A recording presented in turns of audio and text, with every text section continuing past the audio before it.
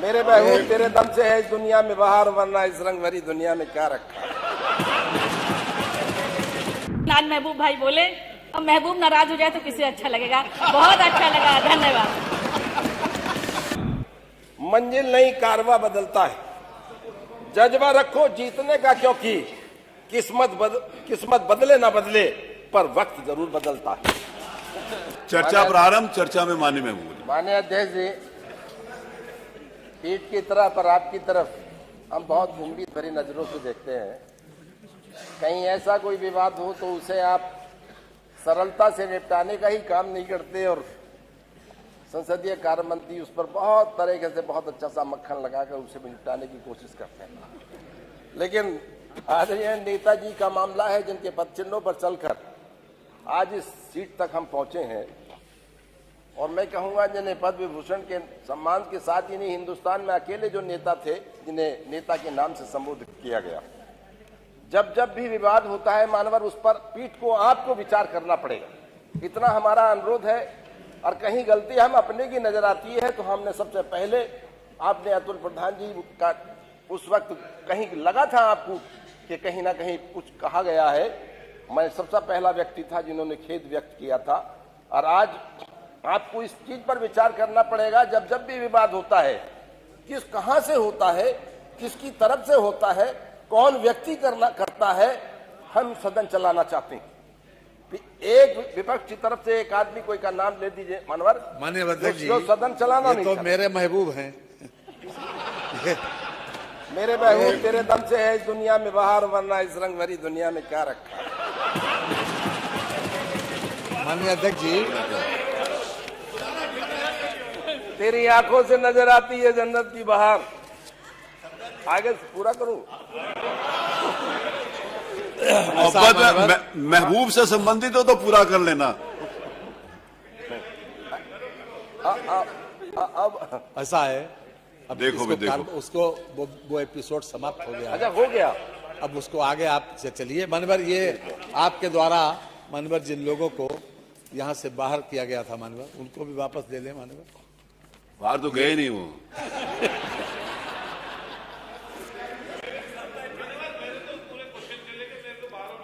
आप इतने दयालु हैं, बाहर किसी को भेजते नहीं, लेकिन यहाँ कोई लिस्ट बना रहा था, उसका प्लान कुछ ऐसा ही था। लेकिन मैं संसदीय कार्य मंत्री नहीं, वो लिस्ट बना रहे थे कि जिनको जिनको कहा है कि वो लोग अपनी सीट पे बैठे।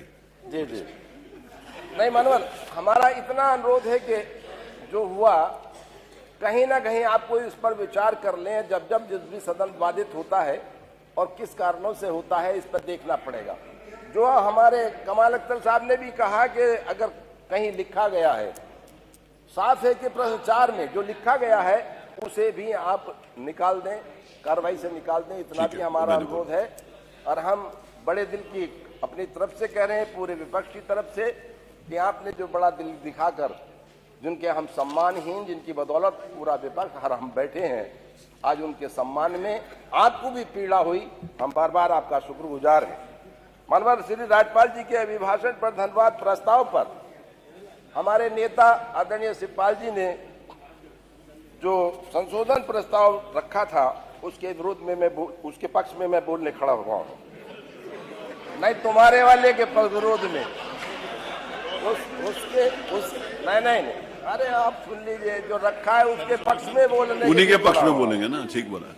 मानवर, बहुत बात हुई है, बहुत से मानव सदस्यों ने बड़ी लंबी चौड़ी बातें की, कहीं से लेके महाकुंभ से लेकर हर तरह से विचार हुए, लेकिन मेरा सिर्फ उस पर ज्यादा नहीं कहना। आप दोबारा बोल रहे हो क्या बजट?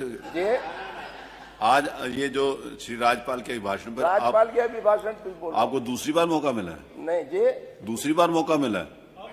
नहीं, पहली बार ही है साहब। लेकिन इन्होंने आपका नाम तो दिया नहीं। देते ही नहीं, इन्होंने नाम नहीं दिया सर, मेरे पास लिस्ट है। नहीं,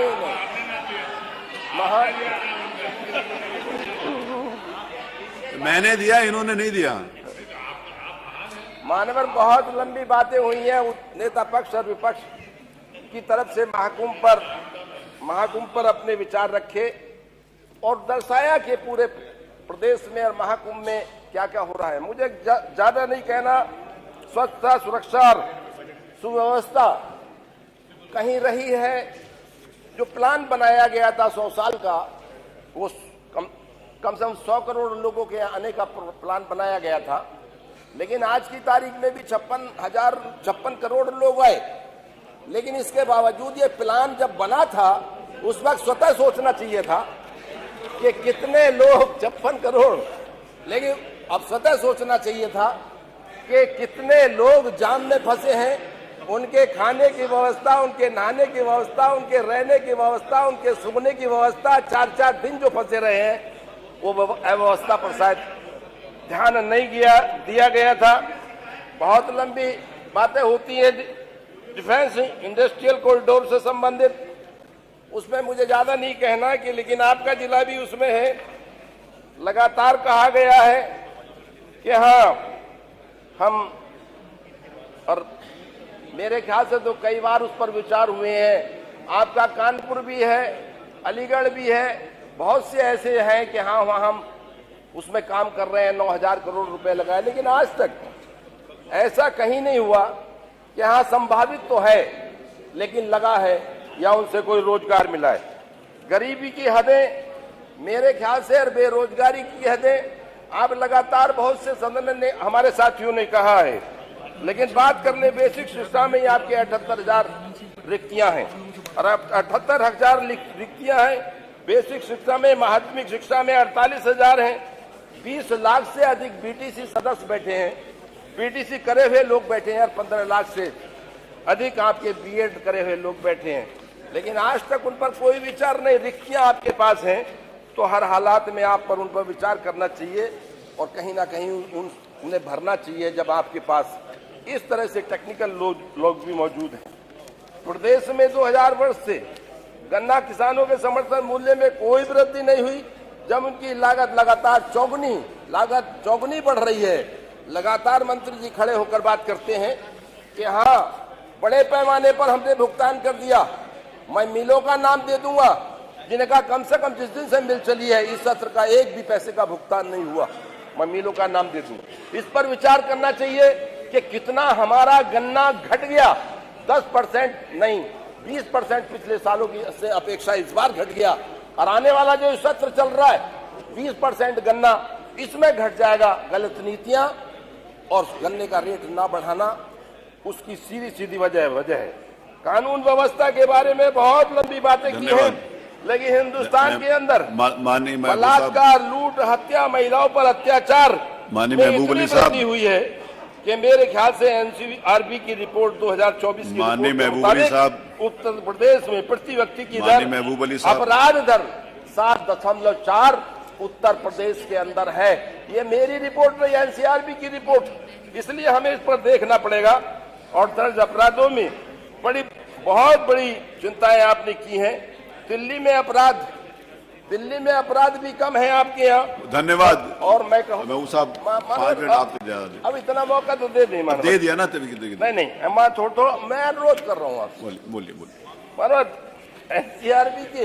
एनसीआरबी के आंकड़ों के आधार पर प्रदेश में मेरे ख्याल से अराजकता का माहौल है और छेड़छाड़, लूट जैसी, बलात्कार जैसी घटनाएं प्रतिदिन बढ़ रही हैं। प्रदेश की अर्थव्यवस्था की बात है, वन डिस्ट्रिक्ट वन प्रोजेक्ट की बात है।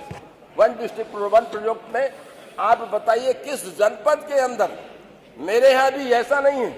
वन डिस्ट्रिक्ट वन प्रोजेक्ट में ढोलक का काम लिया गया, ढोलक को लिया गया था, जो मेरे ख्याल से हर व्यक्ति की खुशी के वक्त बजाने का काम होता है, उसे लिया गया था। इतना भी आज तक काम नहीं हुआ है उस पर, जरा सा भी। मैं कहता हूँ पूरे प्रदेश के अंदर वन डिस्ट्रिक्ट वन प्रोजेक्ट में आज तक कहीं ऐसा नहीं काम हुआ।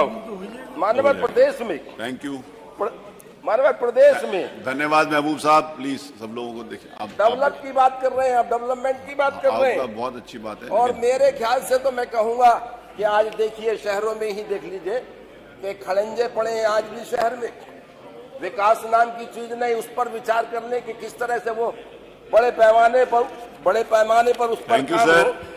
आज बहुत शहरों की उपेक्षा की जा रही है। बाकी सब लोगों को अवसर मिलना है। मैं इतना ही कहूंगा कि उत्तर प्रदेश में एक गरीब है मनरेगा वाला, मनरेगा के आप देख लें, आपके 237 रुपए मनरेगा में है आपके, जबकि बराबर में पंजाब है, बराबर में राजस्थान है, बराबर में आपके और महबूब छोटे साहब, सिक्किम जैसे प्रदेश सर, हैं, आप उनमें भी मनरेगा की जो दी जा रही है, मनरेगा का पैसा दिया जा धन्यवाद रहा महबूब है, साहब। वो हमारे उत्तर आपके प्रदेश लिए से मैं अधिक माइक है। बंद कराने हमें के इस लिए पर बोलूंगा तो विचार मुझे अच्छा करना नहीं पड़ेगा। बार बार आपका धन्यवाद अध्यक्ष जी, बार श्री ज्ञानेन्द्र सिंह, श्री ज्ञानेन्द्र सिंह बोलिए। एक शब्द, हाँ एक शब्द साझे, अब बोलो। हाँ एक सेंटेंस। महबूब साहब पे तो नहीं है? अच्छा उन्हीं पे। खाता की कुर्सी बैठी थी, आज मन थोड़ा ठीक हुआ, परसों से बड़ा खराब था, क्योंकि माननीय महबूब साहब मेरे से नाराज हो गए थे। वो आए और बोले कि मेरे पहले बुला देना, तो मैंने कहा महबूब जी कहें माननीय सदस्य और मैं ना करूं, मैंने कहा बिल्कुल पहले ही। लेकिन अब कमाल इनके साथ असली किया भाई कमाल अख्तर जी ने, वो मेरे पास आए, कहे आगे मत करना नहीं बगावत हो जाएगी। अब महबूब भाई के नाम पर बगावत, ये भी बड़ा प्रश्न चिन्ह। और उससे बड़ा कष्ट मेरे लिए ये हुआ कि ये आए ऊपर और महबूब नाम को कट्टम कट्टा करके चले गए, कहीं ना बोलवा ही नहीं करेंगे। तब से मैं बड़ी दुखी थी, लेकिन आज महबूब भाई बोले। अब महबूब नाराज हो जाए तो किसे अच्छा लगेगा, बहुत अच्छा लगा, धन्यवाद। श्री ज्ञानेन्द्र, बोल रहे रात नहीं ख्वाब बदलता है, मंजिल नहीं कारवा बदलता है। जज्बा रखो जीतने का, क्योंकि किस्मत बदले ना बदले पर वक्त जरूर बदलता है।